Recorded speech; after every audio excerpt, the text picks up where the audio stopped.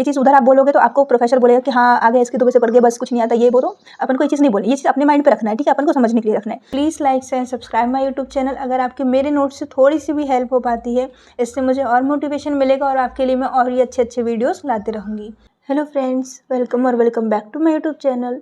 तो आज मैं प्रेजेंट हूँ आप सभी के सामने हमारी एक और प्यारी सी वीडियो लेके। तो आज इस वीडियो में हम प्रेजेंट कर रहे हैं आपके लिए इथ्यूज़ोसाइनेपियम। तो आज हम इस वीडियो में जो हमारी इथ्यूज़ोसाइनेपियम है उस मेडिसिन को हम बहुत ही अच्छे तरीके से कवर करने वाले हैं और इससे रिलेटेड हम सारी चीज़ों को देखने वाले हैं। और आपको तो पता ही होगा कि अब हम मेडिसिन पढ़ रहे हैं तो सिर्फ हम नोट्स के साथ तो पढ़ ही रहे हैं, लेकिन साथ में हमारे पास पेशेंट भी होते हैं। तो ये पेशेंट हमें बताएंगे कि ये जो मेडिसिन है वो पेशेंट को कब देनी चाहिए और क्यों देनी चाहिए और कैसे सिम्टम्स हमें देखने को मिलते हैं। तो ये जो हमारे पेशेंट ये हमको सारी चीज़ें रिवाइज करवाएंगे, ठीक है। तो ज़्यादा देर ना करते हो चलिए वीडियो को स्टार्ट करते हैं। तो सबसे पहले हम देख लेते हैं जनरल जो इथ्यूज़ोसाइनेपियम है उसका एब्रेविएशन, इसको शॉर्ट फॉर्म में कैसे लिखते हैं। तो ये जो आपको ये दिख रहा होगा एथ है ना, ये इसको शॉर्ट फॉर्म में लेके लिखते हैं। इसका जो कॉन्स्टिट्यूशन है वो देख लेते हैं। ये ऑल थ्री मियाज को कवर करता है। इसका पेशेंट हॉट पेशेंट होता है और इसका जो मेंटल है वो एडियोटिक होता है, ठीक है।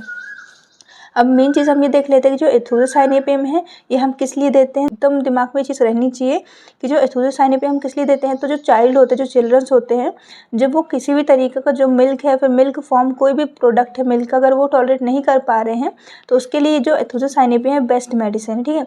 आप इस तरीके से भी समझ सकते हैं कि जो इथ्यूज़ोसाइनेपियम है ये चाइल्ड के लिए बहुत अच्छी मेडिसिन है। लेकिन अगर कोई जैसे प्रोफेसर हुआ, अगर वो पूछता है कि जो आपकी इथ्यूज़ोसाइनेपियम मेडिसिन है वो किस लिए वर्क करती है और किस पे वर्क करती है, तो आपको ये नहीं बोलना है कि चिल्ड्रंस के ऊपर जो मिल्क टॉलरेट नहीं कर पाते उनको देते हैं, नहीं। ये चीज़ उधर आप बोलोगे तो आपको प्रोफेसर बोलेगा कि हाँ आगे इसके दुबे से पढ़ गए बस कुछ नहीं आता, ये बोलो। अपन को ये चीज़ नहीं बोलनी, ये चीज़ अपने माइंड पे रखना है, ठीक है, अपन को समझने के लिए रखना है। जो प्रोफेसर अगर वो पूछते हैं, कोई बड़ा पूछते तो अपन क्या बोलेंगे कि जो इथ्यूज़ोसाइनेपियम मेडिसिन है वो मेंटल पे और जीआईटी पे बहुत अच्छा वर्क करती है, ठीक है। तो चलिए अब हम जो मेडिसिन है उसको प्योरली अच्छे से स्टार्ट करते हैं। जो इथ्यूज़ोसाइनेपियम है इसके लिए क्या छोटी सी ट्रिक है, ठीक है, ट्रिक बताती हूँ अभी। पहले तो हम नॉर्मल जनरल पढ़ लेते हैं फिर उसके बाद मैं आपको ट्रिक बताऊँगी इसकी। तो इसका जो कॉमन नेम है इसको फुल्स पार्सले बोलते हैं, ये तो गार्डन हेमलॉक बोलते हैं, ठीक है। इसके दो नाम हैं। इसके जो प्रूवर है वो नैनिंग है। इसकी फैमिली है अम्बलीफेरेसी है, ठीक है। और इसका पार्ट यूज़ होगा तो जो होल प्लांट होता है वो यूज़ होता है मेडिसिन बनाने के लिए। तो देखो इसके लिए ट्रिक क्या है। तो जो कॉमन नेम है फुल्स पार्सले। आपको पता है कि जो इथ्यूज़ा मेडिसिन है वो बच्चों के लिए यूज़ होती है। तो आपको पता है कि जो बच्चे होते हैं वो फूल की तरह होते हैं ना, एकदम बहुत कोमल से बहुत प्यारे होते हैं। अब ये जो नैनिंग है प्रूवर, तो आपको पता हो जो बच्चों की देखभाल करते हैं उनको क्या बोलते हैं, नैनिंग बोलते हैं, ठीक है। नैनी होती है ना जो बच्चों को संभालती हैं देखती हैं, ठीक है। और एक और चीज़ आपको याद रखनी है अम्बलीफेरेसी लाइक अम्ब्रेला, ठीक है। आपको अम्ब्रेला की तरह याद रखना है। तो इस तरीके से जो इथ्यूज़ा है बेबी है उसको लेके आप ये सारी चीज़ें याद रख सकते हो। उसके बाद हम जो इथ्यूज़ोसाइनेपियम है इसका कॉम्प्लीमेंट्री देख लेते हैं। तो इसका कॉम्प्लीमेंट्री होता है कैल्केरिया और इसका एंटीटोड होता है बाय वेजिटेबल एसिड। जो वेजिटेबल एसिड्स होते हैं उनसे जो हमारी इथ्यूज़ा मेडिसिन है वो एंटीटोड होती है। इसके बाद हम सिम्टम्स को देख लेते हैं। तो स्टार्ट करते हैं हम माइंड के साथ कि जो पेशेंट है उसका माइंड कैसा होगा। तो कंफ्यूज्ड होगा। क्यों कंफ्यूज्ड होगा? क्योंकि जो मिल्क चाहिए होता है बेबी को, अब वो प्रॉपर उससे मिल्क नहीं मिलेगा, न्यूट्रिशन नहीं मिलेगी। न्यूट्रिशन नहीं होगा तो बेबी में पावर नहीं होगा, वो चीज़ों को सही से समझ नहीं पाएगा, सारी चीज़ों को क्लियरली ग्रैप्स नहीं कर पाएगा, है ना। तो बेबी कैसा रहेगा, कंफ्यूज्ड रहेगा, इडियोटिक पागल टाइप रहेगा, ठीक है। जो ये सिम्टम है ये भी इंपॉर्टेंट है कि जो पेशेंट है उसको ऐसा लगता है कि जो चूहा है उसके ऐसे जो रूम है उसमें दौड़ रहा है, ठीक है। उसके बाद उसको नौसिया होगा at the site of food. जहाँ खाना बन रहा है अगर वो उस साइड से गलती से अगर निकल भी गया है ना तो उसको नौसिया एकदम जी मचलाने टाइप का लगेगा उसका, ठीक है। Can not hold head. अब देखो उसने सही से उसको खाना मिल नहीं रहा है, दूध नहीं मिल रहा, न्यूट्रिशन कुछ नहीं मिल रहा है, तो बेबी कैसा होगा, वीक होगा, कंफ्यूज होगा, है ना। तब इतना वीक है कि वो अपना हेड भी सही से कंट्रोल नहीं कर पा रहा, बार बार यहाँ वहाँ लुचक जाएगा, ठीक है। और सेम सिम्टम हमें जो एब्रोटेनम है उसमें भी देखने को मिलता है। एब्रोटेनम में क्यों देखने को मिलता है? क्योंकि हमें वहाँ इमेसिएशन देखने को मिलता है, जो मरसमस होता है उसके कारण से, ठीक है। इसके बाद जो इथ्यूज़ा मेडिसिन है वो एग्जामिनेशन फंक के लिए भी बहुत अच्छी मेडिसिन है। साथ में जो एग्जामिनेशन फंक है इसका ट्रायोस है, इथ्यूज़ा, जलसीमियम और अर्जेंटम नाइट्रिकम, ठीक है। इसके बाद हम वॉमिटिंग देख लेते हैं कि जो वॉमिटिंग है किस तरीके की होगी। तो वायलेंट होगी, बहुत तेज़ी से आएगी, सडन होगी अचानक से, ठीक है।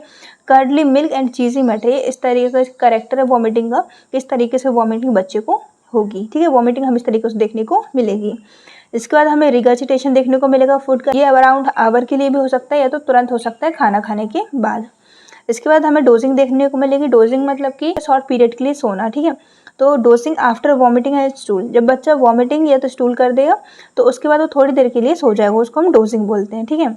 इसके बाद हम हेड सिम्टम्स देखते हैं। जो हेड सिम्टम्स है वो एम्बुलेटेड होते हैं बाय एक्सपेलिंग फ्लैटस और सेंगोइन एंड बाय स्टूल। जो बेबी है, जो पेशेंट है, उसके हेड सिम्टम्स को रिलीफ मिलेगा बाय एक्सपेलिंग फ्लैटस को, और सेम सिम्टम हमें जो सेंगोइन मेडिसिन है उसमें हमें देखने को मिलता है, ठीक है। इसके बाद हम बेबी का पिक्चर देख लेते हैं कि बेबी हमें किस तरीके से क्लिनिकल में प्रेजेंट होगा। तो बच्चे को वॉमिटिंग होगी, वो अपना हेड को होल्ड नहीं कर पाएगा, कन्फ्यूज्ड होगा, लीनियर नेजल्स मार्क्ड होंगी, उसकी हर्पेटिक इरप्शंस देखने को मिलेंगी एंड ऑफ नोज में, मतलब जो टिप होती है नोज की, है ना, वहाँ। और बेबी प्रोस्टेशन एकदम मतलब थका हुआ, वीकनेस, मतलब ये सारी चीज़ें हमें देखने को मिलेगी। तो इस तरीके से जो बेबी है वो हमें प्रेजेंट होगा। उसके बाद एपिलेप्टिक स्पाज्म देख लेते हैं। देखो, जो मैंने इतना डिटेल में लिखा है ना कि एपिलेप्टिक स्पाज्म और ये सारी चीज़ें हैं, ये मैंने इसलिए लिखा है क्योंकि आपको जो BHMS है उसमें आपको लिखना पड़ता है, तो प्रॉपर सारी चीज़ें अच्छे से लिखनी पड़ती हैं, इसलिए मैंने ये सारे डिटेल में भी लिखा है। मगर जो कॉम्पिटिटिव एग्जाम होता है उनमें आपको सिर्फ एक बार रिवाइज करने की जरूरत, आपको चीज़ें याद होनी चाहिए। तो एपिलेप्टिक स्पाज्म देख लेते हैं कैसा होगा। तो बेबी क्लच्ड थंब करेगा, मतलब इस तरीके से, ठीक है। उसके बाद रेड फेस होगा बेबी का, फिक्स्ड एंड डायलेटेड प्यूपल्स होंगी, माउथ फिल्ड विथ फॉर्म होगा, लॉक्ड जॉ होगा with small and hard quick pulse होंगी उसकी, आई टर्न होगी डाउनवर्ड इंस्टेड ऑफ साइडवाइज और अपवर्ड, ठीक है। ये चीज़ आपको यहाँ देखने को मिल जाएगी। और रोलिंग ऑफ आइज भी देखने को मिलेगा ऑन फेलिंग स्लीप। तो ये जो सिम्टम है ये हमें एपिलेप्टिक स्पाज्म में देखने को मिलता है। तो इस चीज़ से हम ये समझ सकते हैं कि जो एथूसा मेडिसिन है वो एपिलेप्सी के लिए भी बहुत अच्छी मेडिसिन है, ठीक है, क्योंकि हमें यहाँ सारे सिम्टम्स देखने को मिल गए। इसके बाद जो नेवल है, जो अम्बलाइकल है, उसमें भी हमें एक सिम्टम देखने को मिलता है। उसमें हमें बबलिंग सेंसेशन देखने को मिलती है अराउंड द नेवल, जो आपकी अम्बलाइकल होगी उसमें बबलिंग सेंसेशन देखने को मिलती है, ठीक है। उसके बाद फीमेल का सिम्टम है कि जो फीमेल है उसको लेंसिनेटिंग पेन होगा इन सेक्सुअल ऑर्गन्स से। लेंसिनेटिंग पेन मतलब कि एक पॉइंट से दूसरे पॉइंट में ऐसे कनेक्टिंग लाइन, ठीक है, लाइन टाइप में उसको ऐसे लेंसिनेटिंग पेन होगा। और उसके जो मेंसेस होंगे वो भी वाटरी होंगे। इसके बाद इसका जो स्टमक है, heels turned upward down with burning feelings up to the chest. जो पेशेंट होगा उसका स्टमक ऐसे मतलब फीलिंग आएगी, ठीक है, उसको जो स्टमक है बार बार अप एंड डाउन हो रहा है, साथ में उसको बर्निंग फीलिंग भी आ रही है चेस्ट तक, ठीक है, स्टमक से चेस्ट तक। इसके बाद हमें एक और इम्पॉर्टेंट सिम्टम देखने को मिलता है हमारी इस एथूसा मेडिसिन में, वो क्या है कि इसमें हमें कंप्लीट अब्सेंस ऑफ थर्स्ट देखने को मिलता है, ठीक है। अब जो कंप्लीट एब्सेंस ऑफ थर्स्ट है, तो ये जो मेडिसिन है ये ट्रायोस ऑफ थर्स्टलेस में भी आती है। तो और दो मेडिसिन कौन सी है, तो इसमें हम देखने को मिलेगा जो ट्रायोस ऑफ थर्स्टलेसनेस है उसमें पल्सेटेला, एपिस और एथूसा, ये तीनों का ट्रायोस बनता है, ठीक है। ये रहा हमारे टोटल पूरे सिम्टम्स हमारे मेडिसिन के। अब हम देख लेते हैं हम अपने पेशेंट के साथ कि हम पेशेंट बताएंगे कि हमें कहाँ कहाँ और किस तरीके के सिम्टम्स देखने को मिल रहे हैं। तो ये सारे सिम्टम्स ही हम इस पेशेंट में देखेंगे। स्टार्ट करते हैं माइंड से। तो अपन ने माइंड कैसा पढ़ा था कि पेशेंट कैसा हो, कंफ्यूज होगा, डियोटिक होगा, क्योंकि उसको जो नेसेसरी मिल्क है, न्यूट्रिशन है, वो सारी चीज़ें नहीं मिल पाएंगी, ठीक है। उससे वो अपना जो इसका हेड है वो भी सही से होल्ड नहीं कर पाएगा। उसके बाद हमने इसके आइस में सिम्टम्स देखा था। आइस में कैसे कि जो एपिलेप्टिक फॉर्म स्पाज्म होगा उसमें हमने देखा था ना कि जो आइस होंगी इसकी टर्न हो जाती है डाउनवर्ड, है ना, इंस्टीड ऑफ अपवर्ड और साइडवाइज। इसकी जो आंखें हैं वो नीचे की तरफ होंगी और जो प्यूपल होंगी वो उसकी फिक्स्ड और डायलेटेड हो जाएंगी, ठीक है।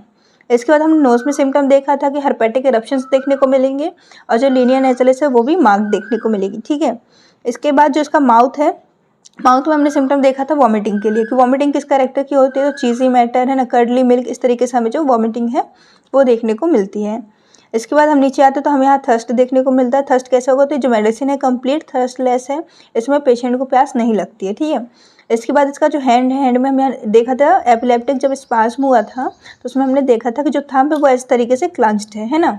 तो वो अब ये जो आइज का और थंब का ये हमें एपिलेप्टिक स्पाज्म में देखने को मिल जाएगा सिम्टम। उसके बाद नीचे आते हैं, नीचे हम स्टमक देखते हैं। स्टमक में जो पेशेंट है उसको कैसा फील हो रहा था, एक तो बर्निंग हो रही थी, है ना, रिगर्जिटेशन ऑफ फूड हो रहा था फॉर एन आवर के लिए, है ना, और एक और चीज़ क्या हो रही थी कि उसको जो ऐसा फील हो रहा था कि जो उसका स्टमक है वो अप एंड डाउन हो रहा है। उसके बाद हम फीमेल के सिम्टम देख लेते हैं। फीमेल को क्या लग रहा था कि उसके जो सेक्सुअल ऑर्गन्स हैं उनमें जो लेंसिनेटिंग पेन है वो उसको फील हो रहा था। तो ये रही हमारी मेडिसिन। तो होप करते हैं आपको सारी चीज़ें समझ आई हों। अगर आपको मेरे नोट्स या तो राइटिंग में कोई भी दिक्कत होती है आप मुझे कमेंट कर सकते हैं। Please like and subscribe my YouTube channel. अगर आपके मेरे नोट्स से थोड़ी सी भी हेल्प हो पाती है इससे मुझे और मोटिवेशन मिलेगा और आपके लिए मैं और ही अच्छे वीडियोस लाते रहूँगी। तो मिलते हैं अगले वीडियो में, तब तक के लिए बाय बाय।